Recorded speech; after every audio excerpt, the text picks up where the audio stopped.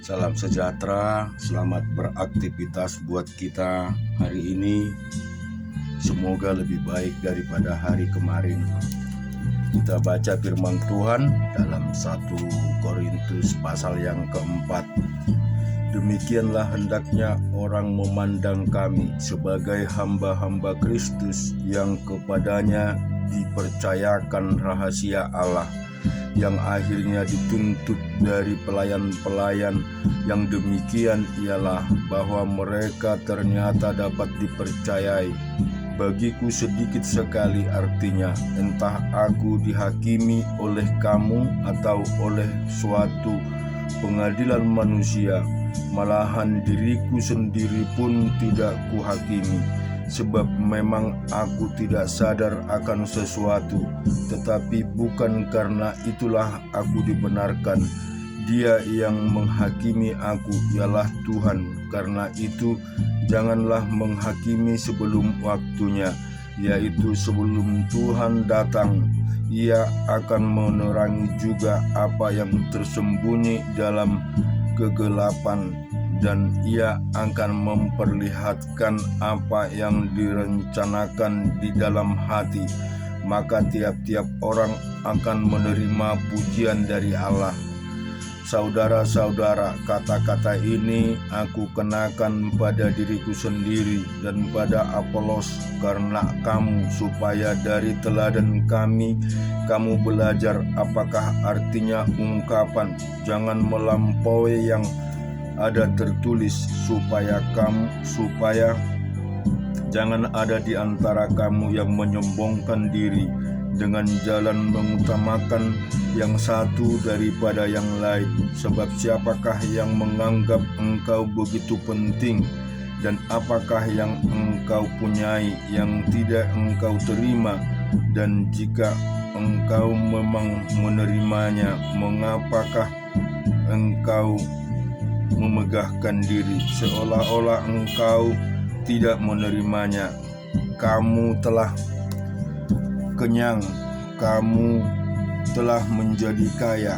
Tanpa kami kamu telah menjadi raja. Alangkah baiknya kalau benar demikian, bahwa kamu telah menjadi raja, sehingga kami pun turut menjadi raja dengan kamu. Sebab menurut pendapatku, Allah memberikan kepada kami para rasul tempat yang paling rendah, sama seperti orang-orang yang telah dijatuhi hukuman mati. Sebab kami telah menjadi tontonan bagi dunia, bagi malaikat-malaikat, dan bagi manusia. Kami bodoh oleh karena Kristus, tetapi kamu arif dalam Kristus. Kami lemah, tetapi kamu kuat. Kamu mulia, tetapi kami hina. Sampai pada saat ini kami lapar, haus, telanjang, dipukul, dan hidup mengembara. Kami melakukan pekerjaan tangan yang berat. Kalau kami dimaki, kami memberkati. Kalau kami dianiaya, kami sabar. Kalau kami difitnah, kami tetap menjawab dengan ramah. Kami telah menjadi sama dengan sampah dunia, sama dengan kotoran dari segala sesuatu sampai pada saat ini. Hal ini kutuliskan bukan untuk memaklumkan kamu, tetapi untuk menegur kamu sebagai anak-anakku yang kukasihi. Sebab sekalipun kamu mempunyai beribu-ribu pendidikan dalam Kristus, kamu tidak mempunyai banyak bapa, karena akulah yang dalam Kristus yang telah menjadi bapamu oleh Injil yang kuberitakan kepadamu. Sebab itu aku menasihatkan kamu, turutilah teladanku. Justru itulah sebabnya aku mengirimkan kepadamu Timotius, yang adalah anakku yang kekasih dan yang setia dalam Tuhan. Ia akan memperingatkan kamu akan hidup yang kuturuti dalam Kristus Yesus, seperti yang kuajarkan di mana-mana dalam setiap jemaat, tetapi ada beberapa orang yang menjadi sombong karena mereka menyangka bahwa aku tidak akan datang lagi kepadamu, tetapi aku akan segera datang kepadamu kalau Tuhan menghendakinya. Maka aku akan tahu bukan tentang perkataan orang-orang yang sombong itu, tetapi tentang kekuatan mereka. Sebab kerajaan Allah bukan terdiri dari perkataan, tetapi dari kuasa. Apakah yang kamu kehendaki? Haruskah aku datang kepadamu dengan cambuk atau dengan kasih dan dengan hati yang lemah lembut? Kita juga renungkan firman Tuhan di Yesaya pasal yang ke-52.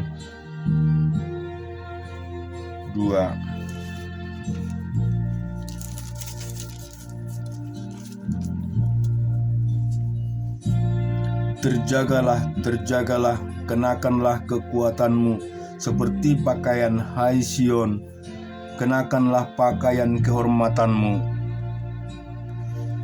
Hai Yerusalem, kota yang kudus, sebab tidak seorang pun yang tak bersunat atau yang najis akan masuk lagi kepadamu. Kebaskanlah debu daripadamu, bangunlah, hai Yerusalem yang tertawan, tanggalkanlah ikatan-ikatan dari lehermu, hai Putri Sion yang tertawan. Sebab beginilah firman Tuhan, kamu dijual tanpa bayaran, maka kamu akan ditebus tanpa pembayaran juga. Sebab beginilah firman Tuhan Allah, dahulu umatku berangkat ke Mesir untuk tinggal di situ sebagai orang asing, lalu Asyur memeras dia tanpa alasan. Tetapi sekarang apakah lagi urusanku di sini? Demikianlah firman Tuhan, umatku sudah dirampas begitu saja.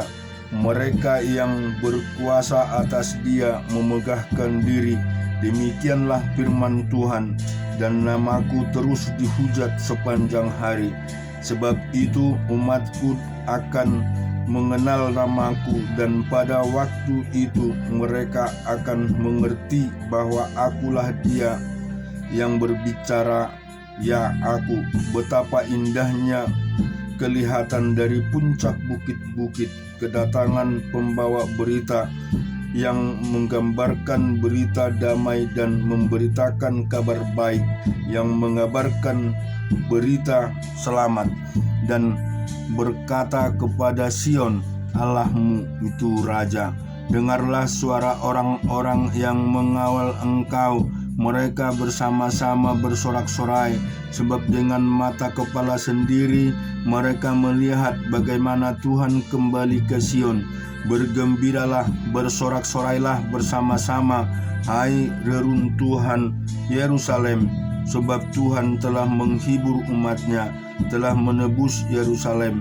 Tuhan telah menunjukkan tangannya yang kudus di depan mata semua bangsa, maka segala ujung bumi melihat keselamatan yang dari kita.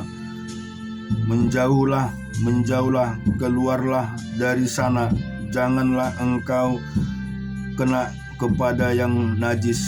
Keluarlah dari tengah-tengahnya, sucikanlah dirimu, hai orang-orang yang mengangkat perkakas rumah Tuhan. Sungguh kamu tidak akan buru-buru keluar dan tidak akan lari-lari berjalan. Sebab Tuhan akan berjalan di depan, dan Allah Israel akan menjadi penutup barisanmu. Sesungguhnya hambaku akan berhasil, ia akan ditinggikan, disanjung dan dimuliakan. Seperti banyak orang akan diteguhkan melihat dia, begitu buruk rupanya, bukan seperti manusia lagi. Dan tampaknya bukan seperti anak manusia lagi. Demikianlah ia akan membuat tercengang banyak bangsa, raja-raja akan mengatupkan mulutnya melihat dia, sebab apa yang tidak diceritakan kepada mereka akan mereka lihat, dan apa yang tidak mereka dengar akan mereka pahami. Dan selanjutnya kita melihat di Yeremia pasal yang ke-20, Yeremia 32.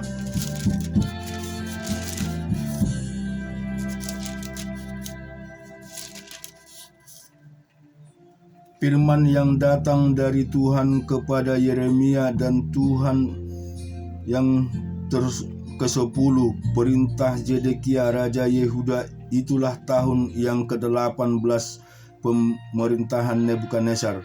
Pada waktu itu tentara Raja Babel mengepung Yerusalem, dan Nabi Yeremia ditahan di pelataran penjagaan yang ada di istana Raja Yehuda, sebab Zedekia Raja Yehuda telah menahan dia di sana dengan tuduhan mengapa mereka bernubuat.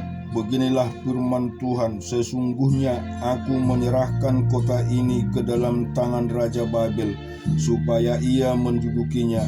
Zedekia Raja Yehuda tidak akan luput dari tangan orang Kasdim, melainkan pasti akan diserahkan ke dalam tangan Raja Babel, sehingga ia berbicara dengan dia mulut sama mulut dan melihat dia mata sama mata. Zedekia akan dibawanya ke Babel, dan di sanalah ia akan tinggal sampai aku memberitakannya. Demikianlah firman Tuhan, apabila kamu berperang melawan orang Kasdim itu, kamu tidak akan beruntung. Berkatalah Yeremia, firman Tuhan datang kepadaku bunyinya, sesungguhnya Hananil anak Salum pamanmu akan datang kepadamu dengan usul, belilah ladangku yang di Anatot itu, sebab engkaulah yang mempunyai hak tebus untuk membelinya. Kemudian sesuai dengan firman Tuhan, datanglah Hamel anak pamanku kepadaku di pelataran penjagaan, dan mengusulkan kepadaku, belilah ladangku yang di Anatot di daerah Benyamin itu, sebab engkaulah yang mempunyai hak milik dan hak tebus. Belilah itu, maka tahulah aku bahwa itu adalah firman Tuhan. Jadi aku membeli ladang yang di Anatot itu dari Hanamel anak pamanku, dan menimbang uang baginya 17 siskal perak. Aku menulis surat pembelian, memeteraikannya, memanggil saksi-saksi, dan menimbang perak itu dengan neraca. Lalu aku mengambil surat pembelian yang berisi syarat dan ketetapan itu, baik yang dimeteraikan maupun salinannya yang terbuka. Kemudian aku memberikan surat pembelian itu kepada Baruk bin Neria bin Manasye di depan Hanamel anak pamanku, di depan para saksi yang telah menandatangani surat pembelian itu, dan di depan semua orang Yehuda yang ada di pelataran penjagaan itu. Di depan mereka aku memerintah kepada Baruk, kataku, beginilah firman Tuhan semesta alam, Allah Israel, ambillah surat-surat ini, baik surat pembelian yang dimeteraikan itu maupun salinan yang terbuka itu, taruhlah semuanya itu dalam bejana tanah, supaya dapat tahan lama. Sebab beginilah firman Tuhan semesta alam, Allah Israel, rumah ladang dan kebun anggur akan dibeli pula di negeri ini. Sesungguhnya surat pembelian itu kepada Baruk bin Neria, berdoalah aku kepada Tuhan, kataku, Tuhan Allah, sesungguhnya engkaulah yang telah menjadikan langit dan bumi dengan kekuatanmu yang benar, yang besar, dan dengan lenganmu yang terentang. Tidak suatu apapun yang mustahil untukmu. Engkaulah yang menunjukkan kasih setiamu kepada beribu-ribu orang dan yang membalaskan kesalahan bapa kepada anak-anaknya yang datang kemudian. Ya Allah yang besar dan perkasa namamu adalah Tuhan semesta alam, besar dalam rancanganmu dan agung dalam perbuatanmu. Matamu terbuka terhadap segala tingkah langkah anak-anak manusia dengan mengajar setiap orang sesuai dengan tingkah langkahnya dan sesuai dengan buah perbuatannya. Engkau yang memperlihatkan tanda-tanda dan mukjizat-mukjizat di tanah Mesir sampai kepada waktu ini kepada Israel dan kepada umat manusia, sehingga engkau membuat nama bagimu seperti yang ternyata pada waktu ini. Engkau telah membawa umatmu Israel keluar dari tanah Mesir dengan tanda-tanda dan mukjizat-mukjizat, dengan tanda yang kuat dan lengan yang teracung, dan dengan kedahsyatan yang besar. Dan engkau telah memberikan kepada mereka negeri ini seperti yang telah kujanjikan dengan sumpah kepada nenek moyang mereka, untuk memberikannya kepada mereka suatu negeri yang berlimpah-limpah susu dan madunya. Kemudian mereka memasuki dan mendudukinya, tetapi mereka tidak mendengarkan suaramu dan tidak berkelakuan menurut Tauratmu. Mereka tidak melakukan segala apa yang kuperintahkan kepada mereka untuk dilakukan. Sebab itu engkau melimpahkan kepada mereka segala malapetaka ini. Sesungguhnya tembok-tembok pengepungan yang dipakai untuk merebut kota telah sampai mendekatinya. Oleh karena pedang, kelaparan, dan penyakit sampar, maka kota ini telah diserahkan kepada orang-orang Kasdim yang memeranginya. Maka apa yang kupirmankan itu telah terjadi. Sungguh engkau sendiri melihatnya.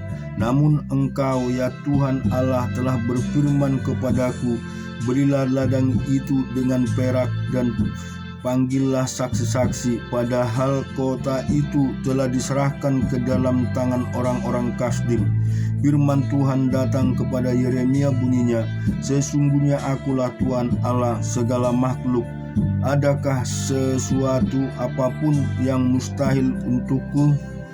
Sebab itu beginilah firman Tuhan, sesungguhnya aku memberikan kota ini ke dalam tangan orang-orang Kasdim dan ke dalam tangan Nebukadnezar Raja Babel, dan ia akan merebutnya. Orang-orang Kasdim yang memerangi kota ini akan datang membakarnya dan menghanguskannya, serta dengan rumah-rumah yang di atas sotohnya, untuk membakar korban kepada Baal dan mempersembahkan korban curahan kepada Allah lain, untuk menimbulkan sakit hatiku.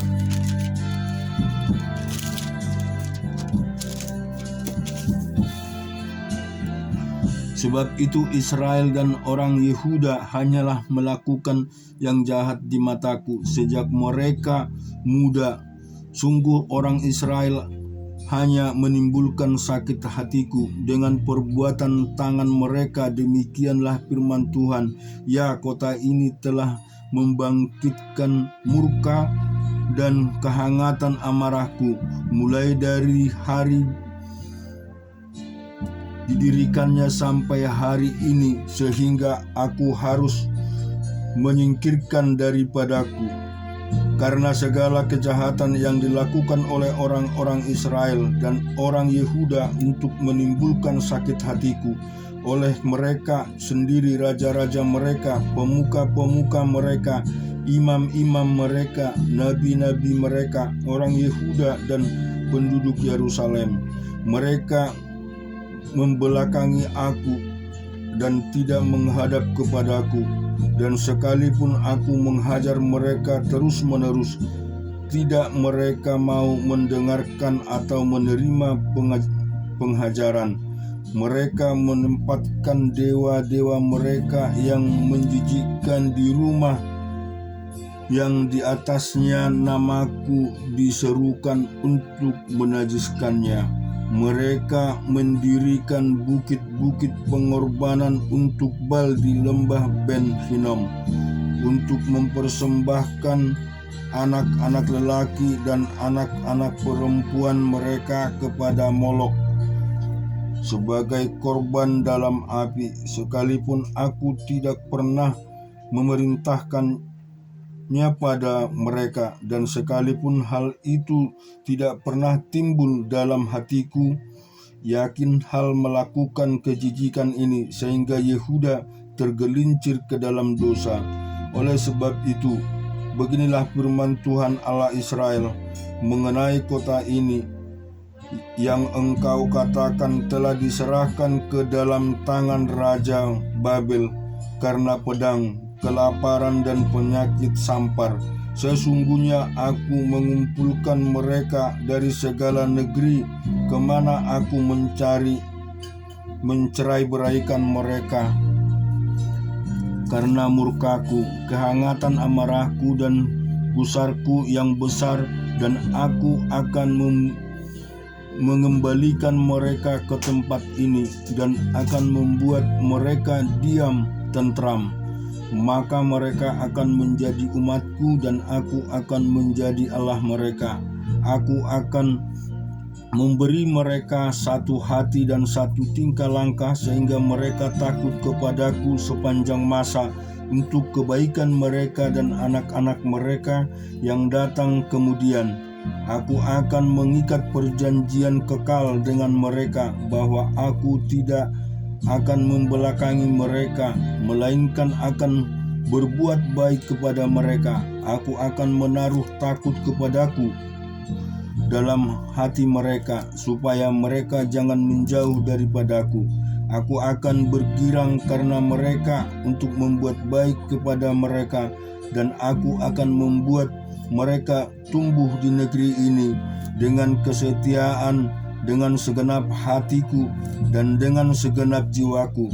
Sebab beginilah firman Tuhan, seperti aku mendatangkan kepada bangsa ini segenap malapetaka yang hebat ini, demikianlah aku mendatangkan ke atas mereka keberuntungan yang kujanjikan kepada mereka.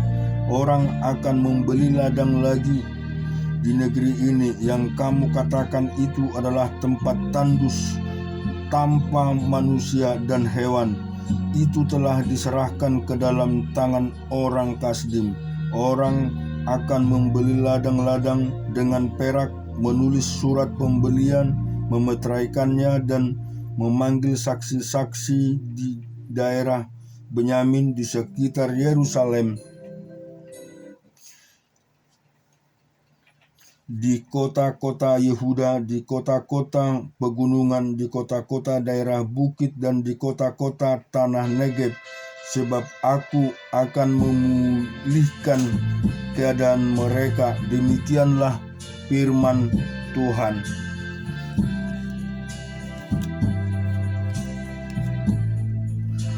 Kita akan baca firman Tuhan di Yesaya pasal yang ke-28.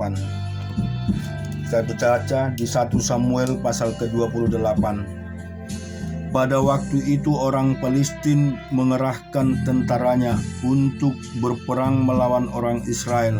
Lalu berkatalah Akis kepada Daud, ketahuilah baik-baik bahwa engkau beserta orang-orangmu harus maju berperang bersama-sama dengan aku dalam tentara.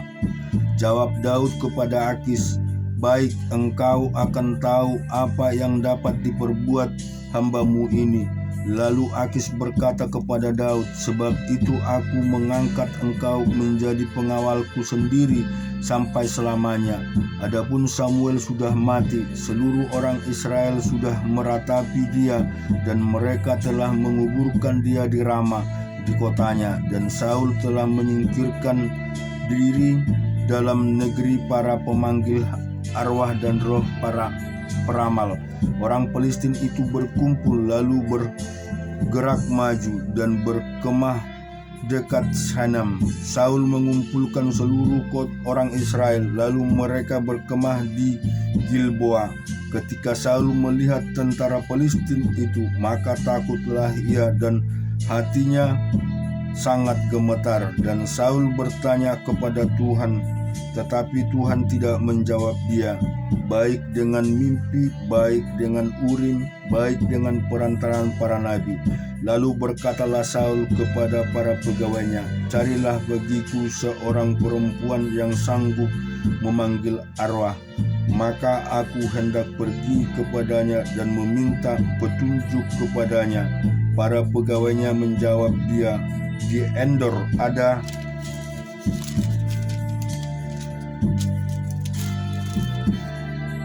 orang perempuan yang sanggup memanggil arwah." Lalu menyamarlah Saul, ia mengenakan pakaian lain dan pergilah ia dengan 2 orang.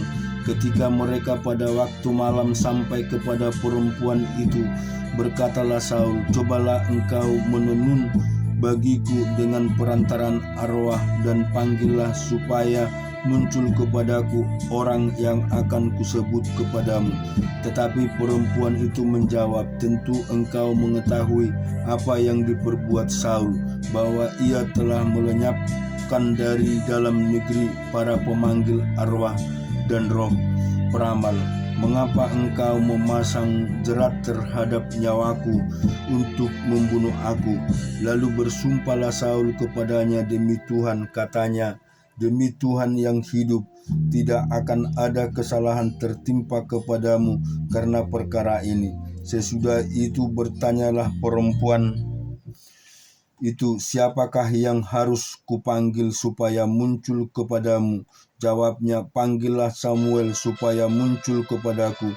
Ketika perempuan itu melihat Samuel, berteriaklah ia dengan suara nyaring. Lalu perempuan itu berkata kepada Saul demikian, "Mengapa engkau menipu aku? Engkau sendirilah Saul." Maka berbicaralah raja kepadanya, "Janganlah takut, tetapi apakah yang kulihat?" Perempuan itu menjawab Saul, "Aku melihat sesuatu yang ilahi muncul dari dalam bumi." Kemudian bertanyalah ia kepada perempuan itu, "Bagaimana rupanya?" Jawabnya, "Ada seorang tua muncul berselubungkan jubah." Maka tahulah Saul bahwa itulah Samuel.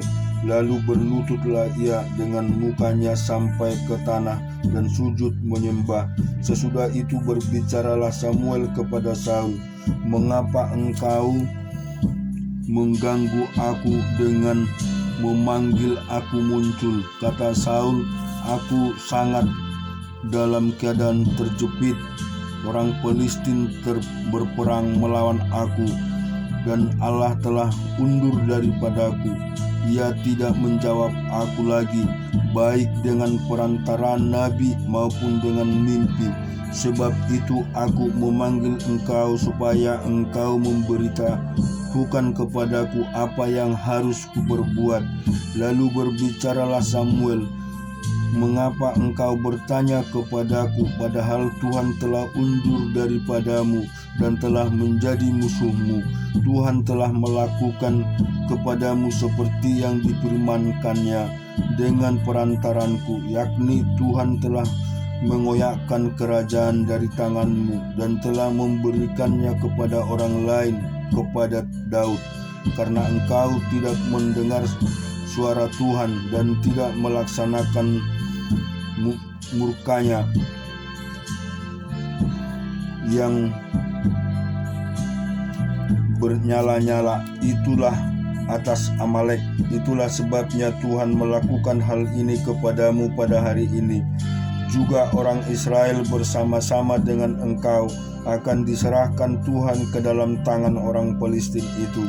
Dan besok engkau serta anak-anakmu sudah ada bersama-sama dengan daku. Juga tentara Israel akan diserahkan Tuhan ke dalam tangan orang Filistin. Pada saat itu juga rebahlah Saul memanjang ke tanah, sebab ia sangat ketakutan oleh karena perkataan Samuel itu. Juga tidak ada lagi ketakutannya, karena sehari semalam itu ia tidak makan dan apa-apa. Perempuan itu mendekati Saul, lalu melihat bahwa Saul sangat terkejut. Kemudian berkatalah perempuan itu kepadanya, "Lihat, budakmu ini telah mendengarkan permintaanmu. Aku telah mempertaruhkan nyawaku dan mendengarkan perkataan yang kau katakan kepadaku. Oleh sebab itu, kiranya engkau pun mendengarkan permintaan budakmu ini. Izinkanlah aku menyajikan kepadamu sepotong roti. Makanlah supaya ada kekuatanmu apabila engkau berjalan pula." Tetapi Saul menolak dan berkata, "Aku tidak akan makan." Tetapi ketika para pegawainya serta perempuan itu juga mendesak, maka didengarkannyalah permintaan mereka. Lalu bangkitlah ia dari tanah dan duduk di balai-balai. Perempuan itu mempunyai seekor anak lembu tambun di rumahnya, maka segeralah ia menyembelih itu. Ia mengambil tepung, diremasnya dan dibakarnya menjadi roti yang tidak beragi. Dihidangkannya semuanya itu ke depan Saul dan ke depan para pegawainya. Lalu mereka makan, kemudian bangkitlah mereka dan pergi pada malam itu juga. Syukur bagi Tuhan, biar kiranya kita pada hari ini selalu diberkati Tuhan, dan firman ini menjadi sulu dan pelita yang luar biasa di dalam hidup kita. Amin.